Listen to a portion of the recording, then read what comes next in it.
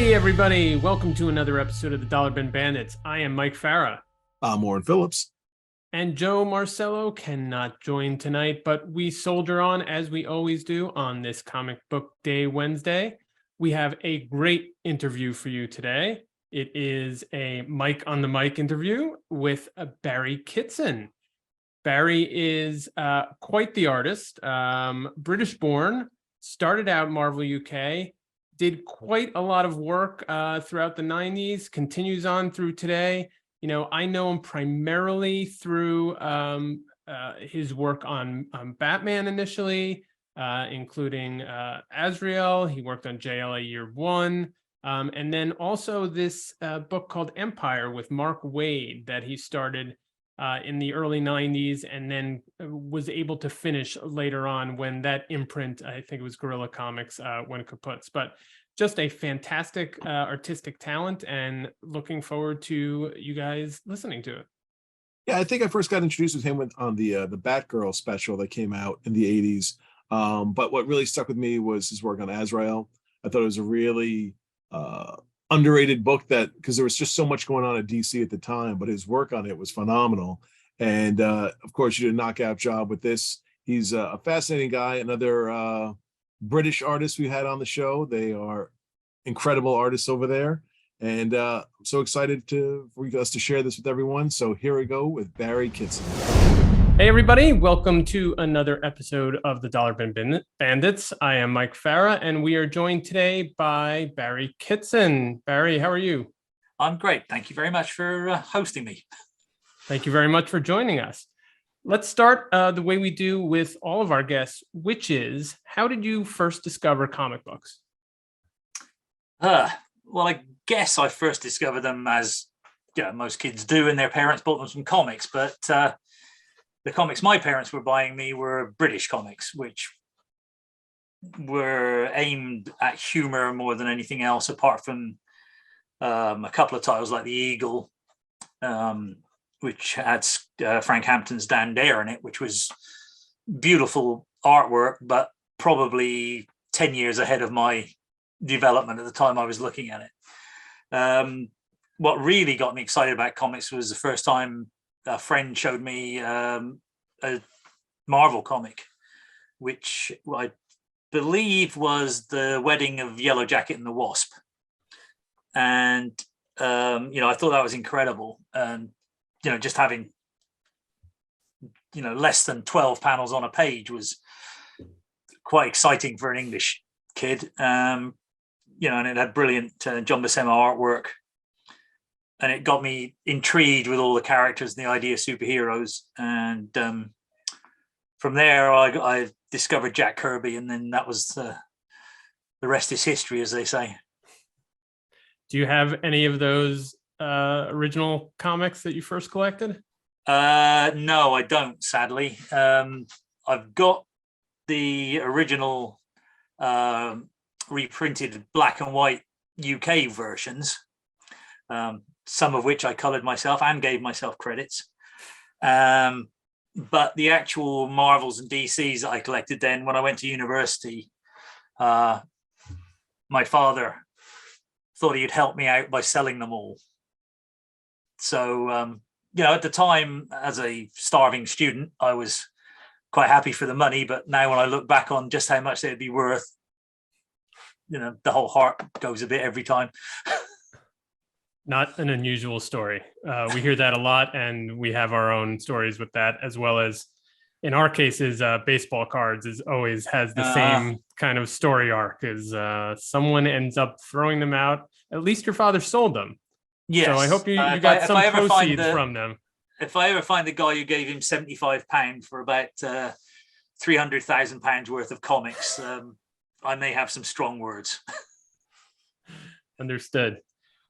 So fast forwarding a bit, you broke into comics on the, I guess you would call it an imprint. I don't know if it was sort of a separate publishing company, but Marvel UK, which right. I don't think we know a lot about. What was that like, and what was Marvel UK to the best of your summarizing abilities? Well, at the time I got involved with it, it was mostly concentrating on reprints of US material. But when I got there, they just began creating their own material. They started Captain Britain with Alan Moore and Alan Davis. Right. And literally the first job I got was drawing Adventures of Spider-Man when he came to visit London. And that was written by Mike Collins and inked by Mark Farmer, which did me a huge favor for my first ever published artwork, because Mark was so good even then. He made me look much better than I truly deserved. And you also then moved on, or maybe concurrently, were working with other British comics, particularly 2000 AD, where you worked with a lot of writers that we now know. Yeah. Well, I stayed at Marvel UK and did Transformers and a couple of other things. And then I got the offer to move over to 2000 AD. So I didn't work the two together. I moved straight over to 2000 AD and started working on Judge Dredd and Judge Anderson. Was that a career goal at some point? Because I know 2000 AD, it's, at least as far as UK comics go, was a pretty big deal. Yeah. I mean, it was a sort of high profile as you could get in Britain at the time. They were selling about 250,000 copies a week. So yeah, it was a big thing, and from that I also got to draw the Judge Dredd newspaper strip as well for a short time. Wow. And some of the, you worked with some writers again that sort of grew into larger careers, like Peter Milligan and Grant Morrison. When you were working with that cadre of writers, did you know that you guys were really doing something special, and that you would be where they would go in time and where you would go in time? No, not at all. The only things I did with them were called Future Shocks, which were like 7-page one-off stories, and you never really got in contact with the writers on those things. It was that was pretty much a lottery of whoever the editor decided to hand the script out to that week. I didn't really get to know any of the writers until I got to know Alan Grant and John Wagner when I was doing Dredd and Judge Anderson, and then we actually did work more closely together. Right. And then you made a move to American comics, particularly DC. And one of the first big books, although not your first book, was Legion, spelled out acronymically. That's right. Yeah.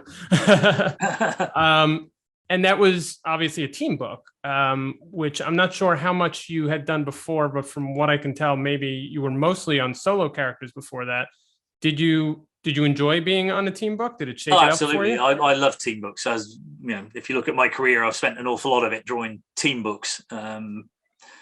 I particularly like doing the interaction between characters and body language and showing a character is different to another character by how they would stand or how they would move, that kind of thing. I think it was pure luck, but I've always loved team books when I was a kid. My favorite DC books were Teen Titans, Legion, and Doom Patrol. So to get the opportunity to work in part of that world was, a childhood dream come true.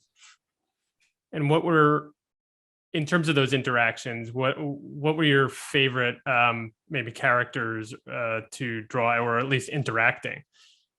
Well, Stealth was always a big favorite of mine when I'm doing the Legion. And still to this day, a lot of people don't realize some things about her. Like although she absorbed sound and could cut sound out, she had no ears.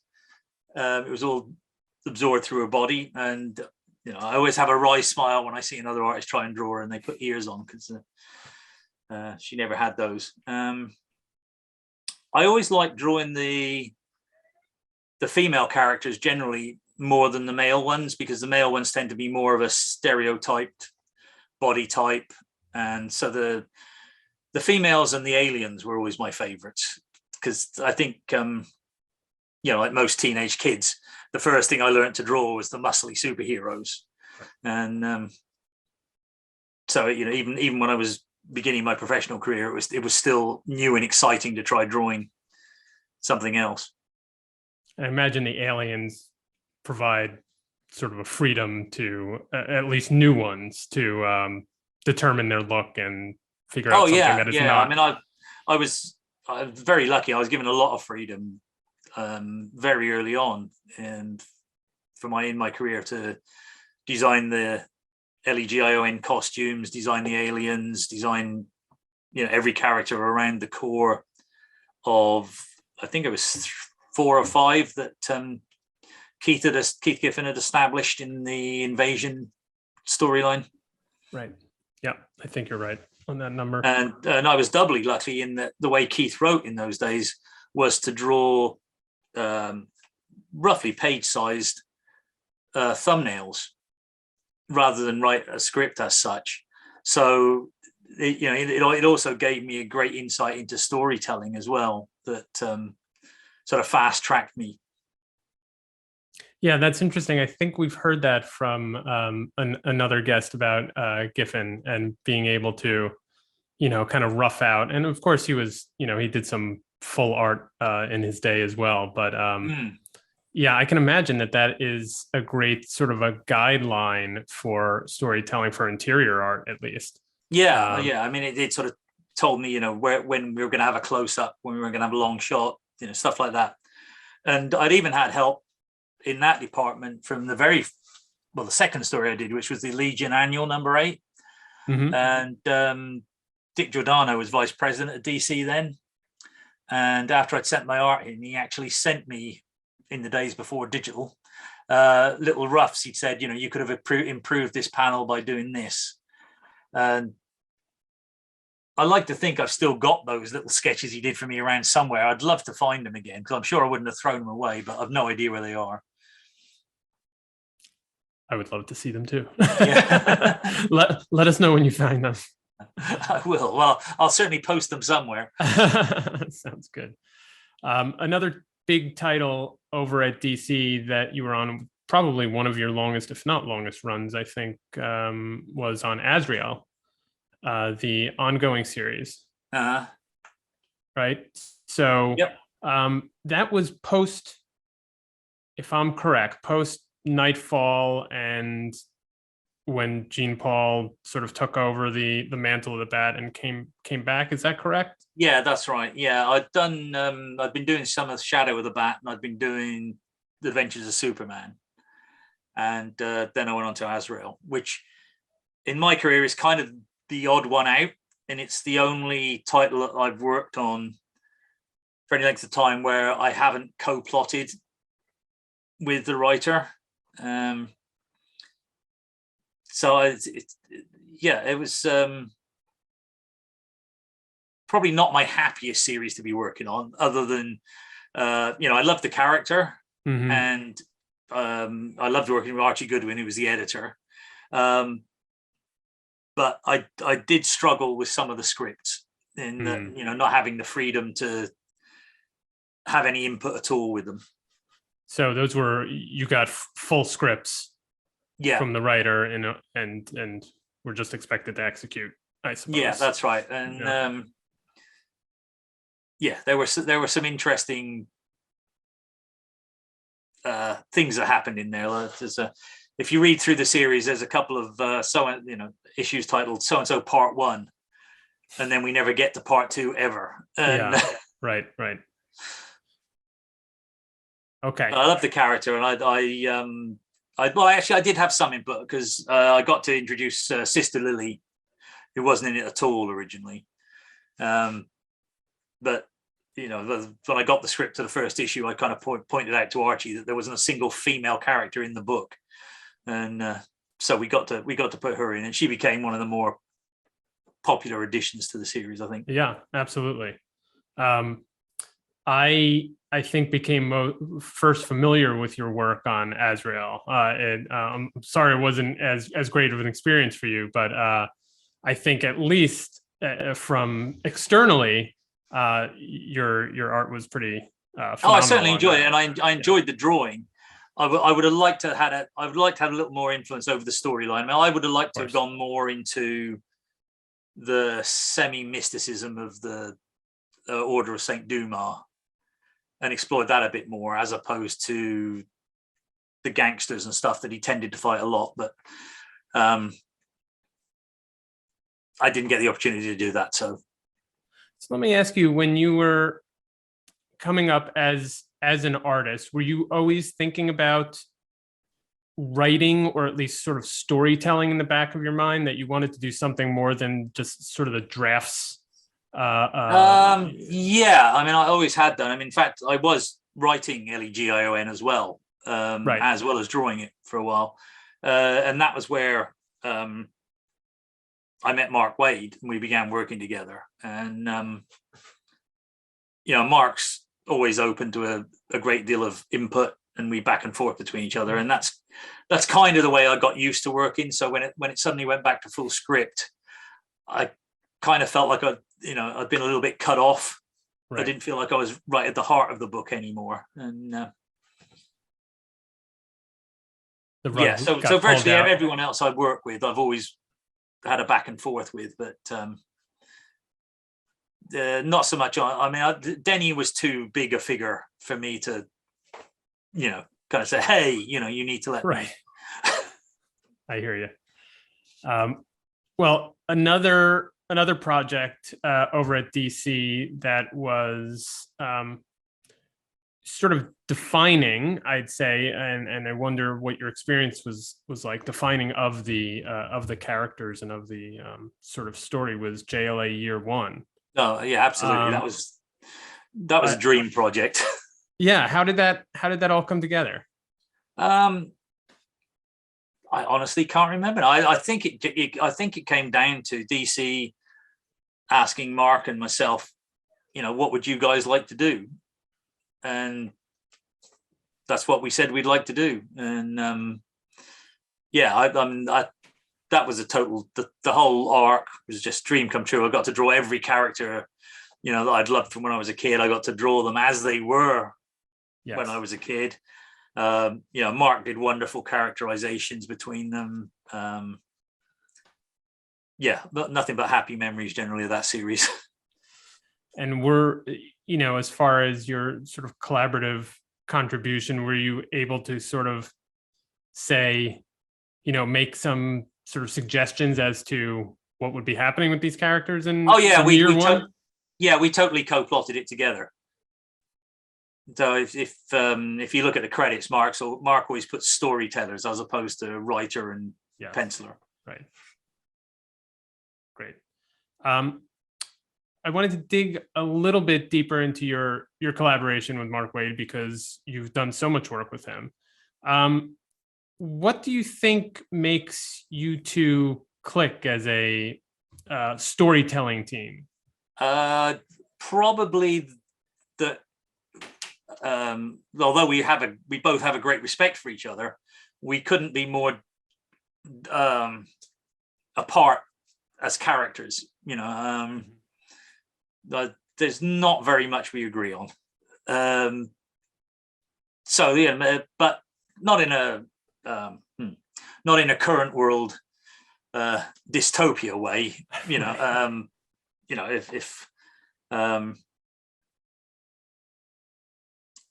And not really about politics and things like that. It's more just as personalities.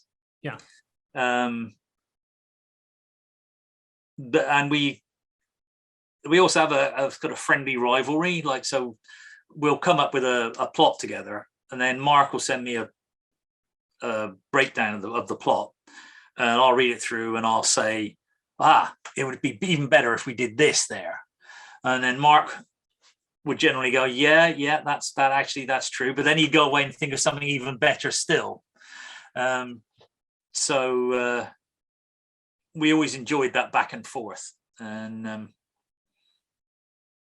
that's part of the fun of doing it, I think. I mean, one of my favorite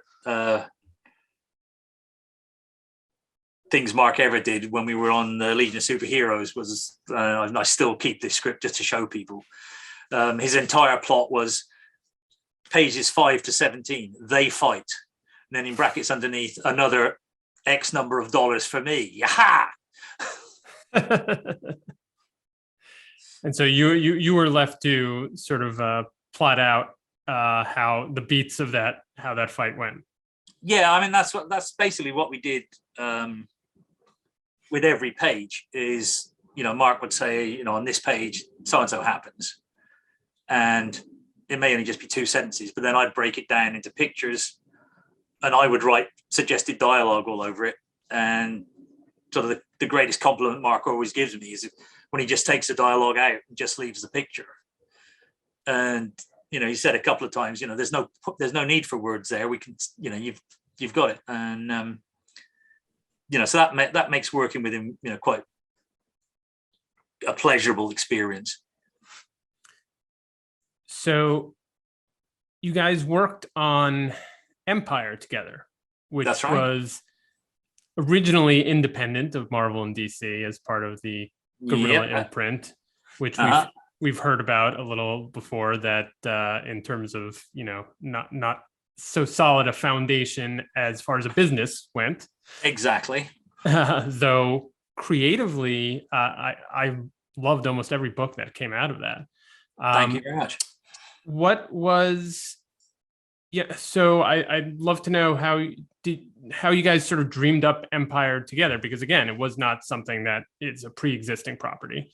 What was that like? Well, I think the basis of the concept was Mark. What happens if a supervillain wins? Mm-hmm.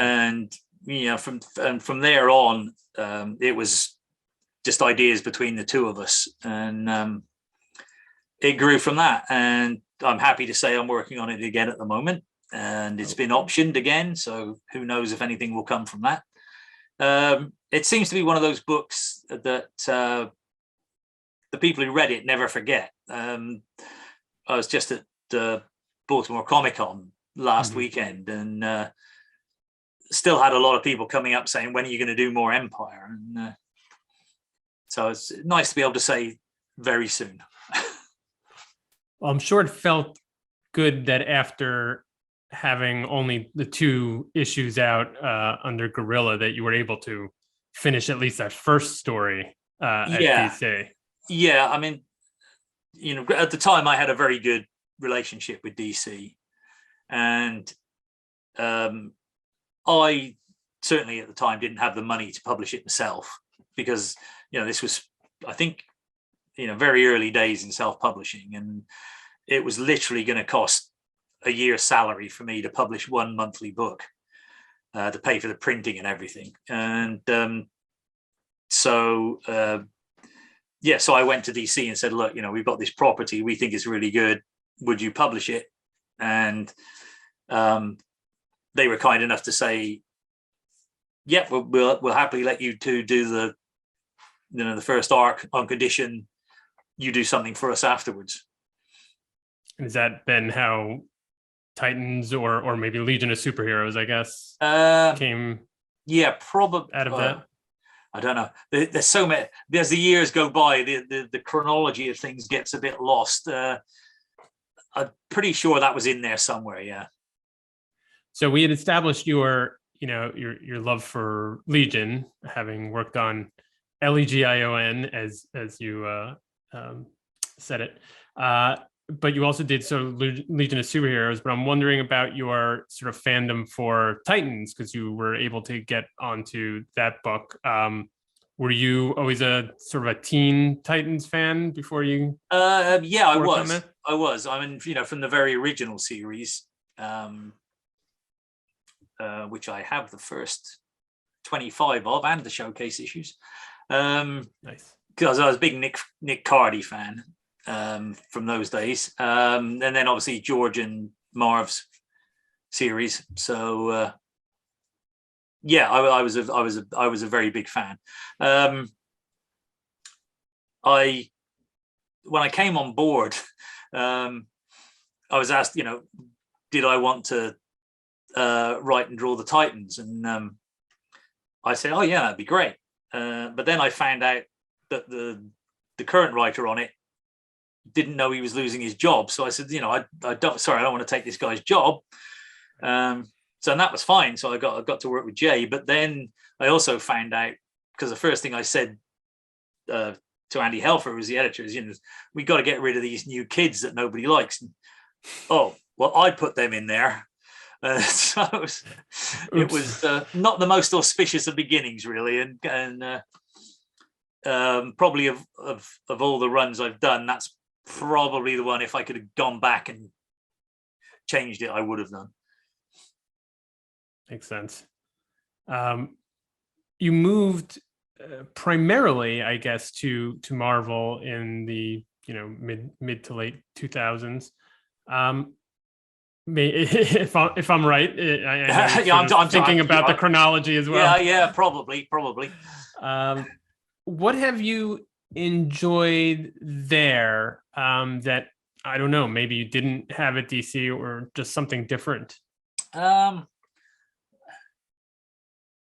I'm not sure there's anything that I didn't have at DC. It was just a chance to play with the other half of the characters that I'd loved as when I was 12 years old. I think I primarily went over there because my ex-editor from Legion of Superheroes had moved over and had kind of given me a welcome, an invite if I wanted to go. And again, ironically, the first thing I was offered for Marvel US was Spider-Man, and inked by Mark Farmer, the first time I'd worked with him since we drew it for Marvel UK 20 odd years earlier. Well, that's a good complete circle, if you will. Yeah. Marvel gave me a choice of, what do you want to draw, basically, when I went there. So I did Spider-Man and I did The Order. Right. Which again is another of those titles that anyone who read it absolutely loves it. But the decision that was taken to not integrate it with all the rest of the I can't remember what the big crossover that was going on at the time was. Probably Secret Wars, or I think that's something like that. Right. Yeah. Secret Invasion. Yeah, could well have been. But yeah, it was one of those things that we didn't integrate it with it. And at shows, people kept coming up and saying, oh, we really wanted to get your book, but we had to get the other one because it crosses over into Avengers and blah, blah, blah, blah, blah. But the experience of working on it was great. I loved working with Matt Fraction, and Mark Morales was, an amazing inker. And but would happily work with him, either of them again, anytime. You've been able to, over at Marvel, work on most of the major characters. Hulk, Spider-Man, as you said, Iron Man, Fantastic Four. Are there any characters that you haven't touched that you'd love to get your hands on? I would love to do a Daredevil run, to be honest. That was another of my wow moments when I was a kid, was seeing Wally Wood's Daredevil stuff. And I've never had a chance to do a Daredevil story. Well, that's a lie. I did have a chance to do a Daredevil story, but something bigger interrupted it, and so I never got around to being drawn. I've got the thumbnail somewhere. Now, would you, if you were to be given Daredevil, or the opportunity to do Daredevil, he's a character that has been, with some interruptions, has been more dark than his sort of original portrayal. We could bring back his happy-go-lucky brother. There you go. Or a clone. Well, no, we don't go there. Wouldn't want to do that. So you'd probably, I'd imagine, want to go back to sort of more of the original look and feel of Matt Murdock? Um, Or, I or honestly don't have a sort of preconception on that. That would depend on whoever I was working with and how they wanted to approach it. I don't think I have a set ideology of anything I'm working on. I have a default that I would love to, I love sitting on my drawing board thinking I'm still the 12-year-old, and so whenever I get a chance to draw a retro series, I always take it. right. But I don't take that attitude going forward into anything. Another collaboration you had with Mark Waid was an Avengers limited series in 2017. And there's the perfect example. So was that sort of kind of a JLA year one bookend in terms of going back and yeah, getting this team together? that kind of thing. Yeah. That was the Caps. Was it Kooky Quartet? Was one of those things that stayed in the back of the head from all those days, and obviously Mark wrote in the what are they called? The Fearsome Four or whatever, Frightful Four. So I got to draw those. Anytime I get an opportunity to draw anything Jack drew, I take it. I can imagine I would do the same thing. So a lot of your work at Marvel, I think, has been on Spider-Man, which you referenced already. What is it about that character, or maybe just the look of the character, that keeps you coming back for more?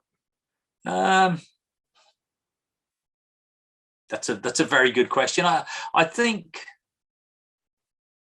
the quirkiness of the character as much as anything else. I've never sort of forgotten the Ditko days, when he didn't look like any other superhero, he didn't behave like any other superhero, and just all those weird angles and body positioning and things just makes him fun to draw. Makes sense. And a great rogues gallery as well. Yeah, you can't really beat that. Have you done much work? And I don't think I've seen. Well, you did, I guess, leading into Azrael. I was going to say, in terms of Batman, you did a decent amount of work with him. He has also an amazing rogues gallery. Absolutely. So in that way, I guess you got to do both of those. I'm curious whether there is a corollary question to the Marvel one, which is there any other character at DC or even beyond those two companies that you would love to work on? I'd often answer this with it. It's harder to try and name a character I haven't drawn at DC than ones I have. That's true. I only got to do I think one very quick fill-in issue of The Flash, which had to be drawn quickly just in layouts to help with deadlines there. I would like to actually do an issue of The Flash and be able to take the time on Flash. Well, because we did The Brave and the Bold, which was The Flash and Green Lantern, but right. I didn't really get to do much of the Flash's rogues gallery, which again were a load of my favorites. I think the first time I actually remember being able to draw anything that gave me any real satisfaction was after reading Carmen Infantino's How I Draw the Flash, a kind of 1 or 2 page thing that was in one of the Flash giant sizes. And yeah, I've never forgotten that. And, it'd be nice to do him. And plus, his name's Barry, so as a little kid, that was like, there's another Barry in the world, and he's not being picked on by everybody else. He's a superhero. Exactly.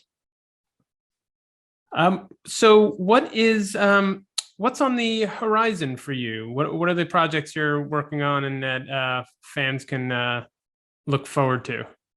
I've been offered a couple of things that I can't speak about, but some of which may touch on things we've discussed already. But I am drawing Empire again at the moment. We've the plot's done. It's just a case of me getting around to actually drawing it.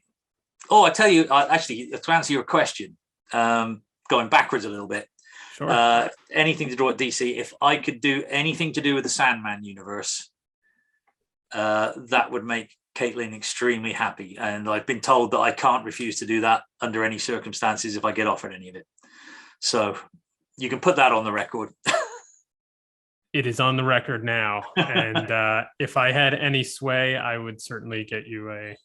But another example of how long I've been in this industry, and I'm not sure he'd thank me for repeating this, but the first time I met Neil Gaiman, he was interviewing me at a comic convention. Wow. How times have changed. Yeah, no kidding. Well, that's amazing. We all get our start somewhere. Yeah, absolutely. I mean, he was already a great writer then. I just didn't know it. I just knew him as the guy who was interviewing me. Right. Yeah. Well, I would love to see that. Anybody that's listening or watching that can make that happen or facilitate that, please do. Barry, where can fans follow your work? Social media, websites, things like that? We have a group on Facebook, which is called Barry Kitson Art. It is a closed group, so you do have to ask to be invited, because we're very determined to try and keep it a happy place, where people can just hang out and enjoy themselves, and it's worked very well. We don't have any arguments or unpleasantness, or we haven't done so far, touch wood. And we post something there just about every single day. So I've been posting a lot of, been doing quite a lot of painting recently as well, and I wasn't sure, how that would be received, but that seems to have gone down extremely well, and it's actually given me a place to expand my horizons without having to be within the format of producing a monthly book. So, one of the things we do is ask everybody on the site, so, well, if you'd just like to write in with a suggestion of something you might like me to do this month, because I do little warm-up sketches and things before I begin the day. And so we have that every month. And I've drawn everything from, I can't remember the name, the kid with the imaginary tiger. Calvin and Hobbes. Yeah. To Jungle Book characters, Star Wars characters I've never even heard of, so that's been a lot of fun, and people seem to get a kick out of that. So that's where you can find me every day. Let's say I have been doing things for a British publishing company called Shift, and I got to work with Simon Furman on a story for that, which I hadn't worked with Simon since the 80s when we were doing Transformers together. So that's nice. I feel like I'm kind of doing an Eric Clapton, going through all my past years as we go by. Everything old is new again. Yeah, exactly. I mean, the Facebook group has been a real eye opener. It's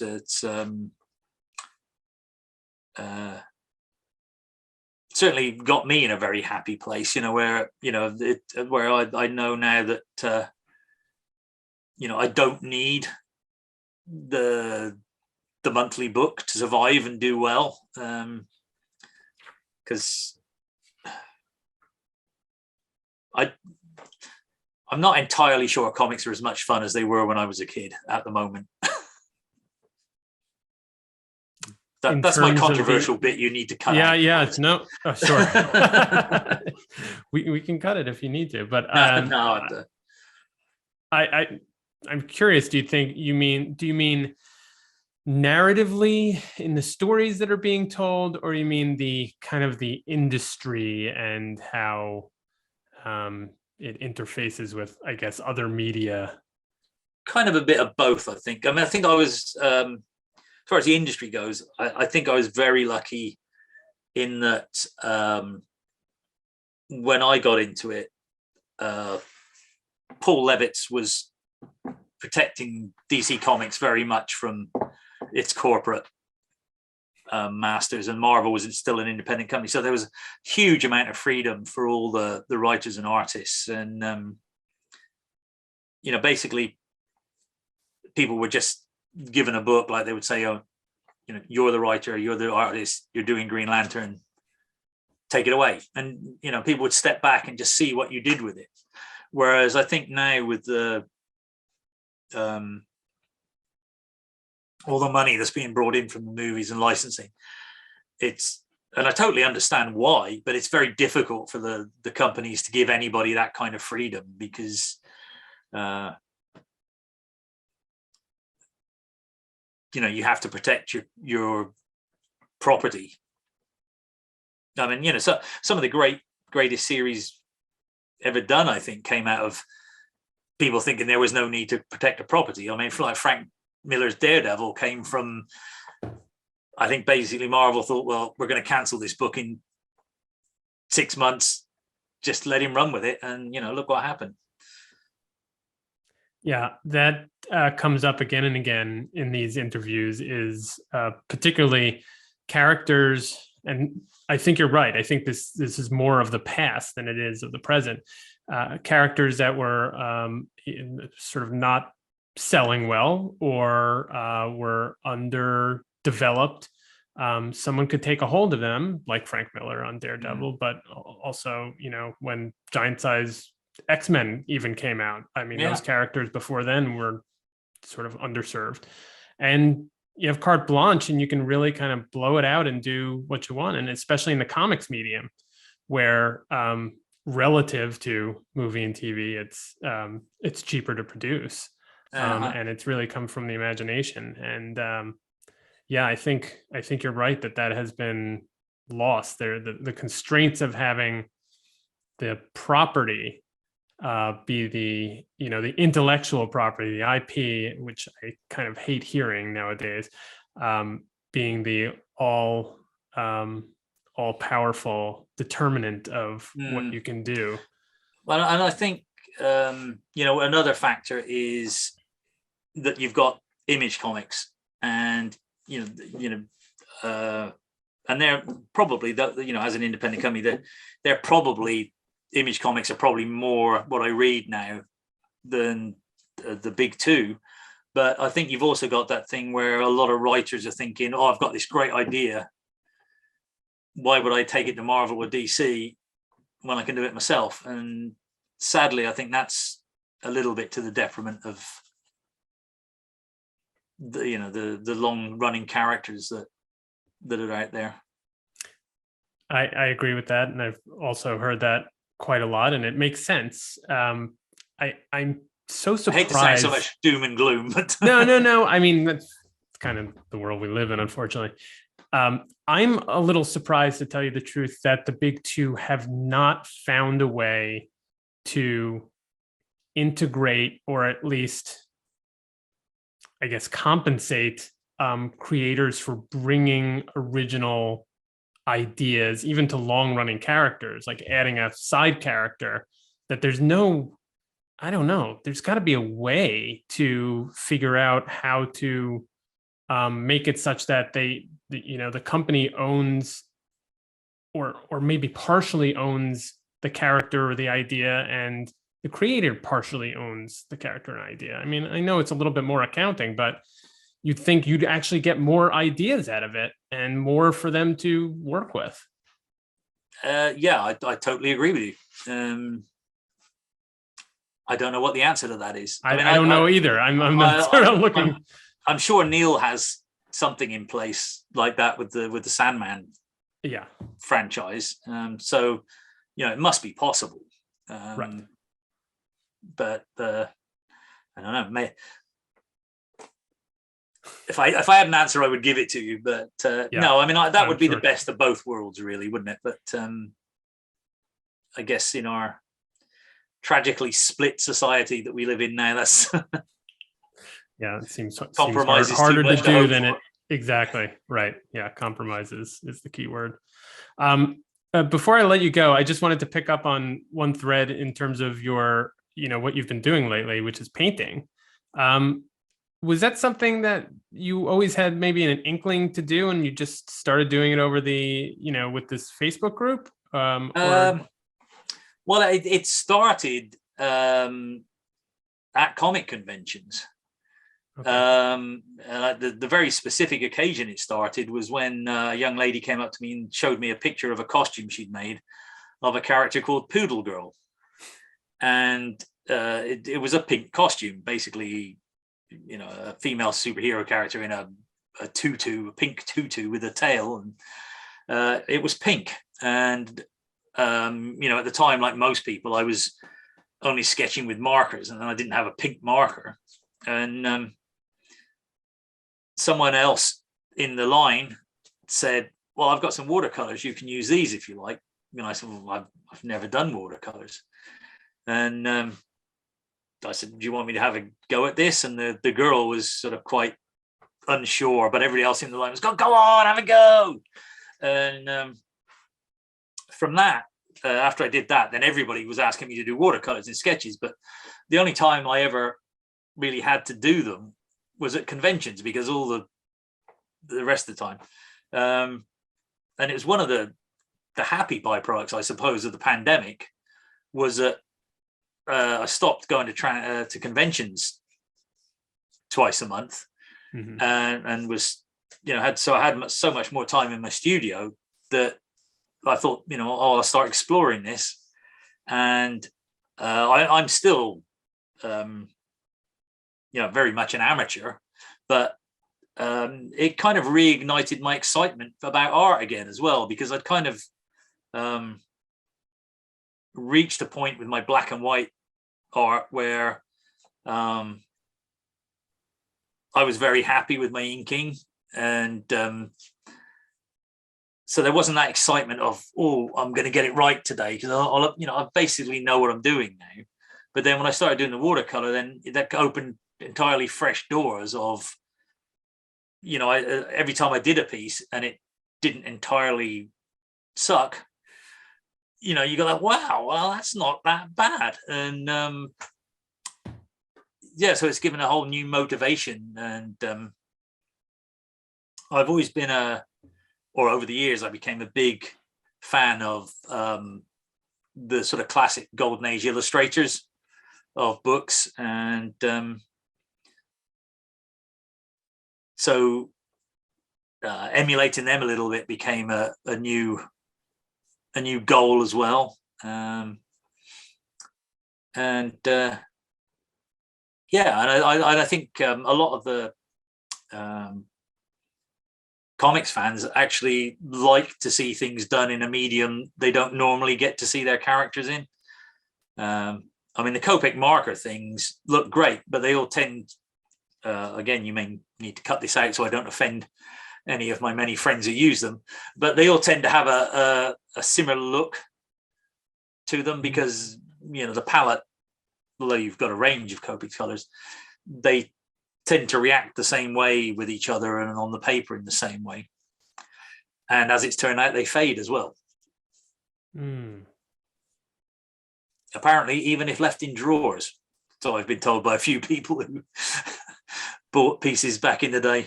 So it's not a sunlight issue. No, apparently it's a chemical issue. I don't know whether it depends on the paper or not, but Right. I've had a few people, including an artist friend of mine who'd got pieces off other friends, who were now outraged that they had basically white pieces of paper now. Yeah, that very disappointing. Sorry, I went off topic there, but no, that's okay. No, I love hearing about the craft as well, and I'm glad and that you've sort of found something that's reinvigorating and sort of a new texture to. Yeah, and art. I've started doing a lot with colored inks as well. So draw with a fountain pen, but then just dip a brush in water and you can create some lovely washes and things with it. Nice. It's all good fun. Yeah, sounds like it. It's better than working for a living, as I've always said. All right, everybody, we are back. What'd you think of that one? I really enjoyed it. I really enjoyed sitting down with Barry. He's a great conversationalist, had a lot to say about his career, which is fantastic, ongoing. Love to see more of his work. I think he's doing, more creator-owned work at this point. Definitely doing a lot of commissions, some interesting watercolors, I believe, if I remember correctly. And he's, someone to look out for, someone to always, keep up with, and just a fabulous artist. Yeah, I think we've said this before about other folks, but he truly is an artist. He works in a lot of different mediums. And he certainly brought a lot of insight as to his process and the projects he worked on. So great job, Mike. Excuse me, Mr. Kitson. Thank you so much for taking the time to speak to us. So glad you guys took the time to listen to this episode, watch this episode, however you took in this episode. Thank you. Please rate, review, subscribe. Let's help grow this Dollar Bin Bandits juggernaut we have going on. Leave a review, and we will catch you next week.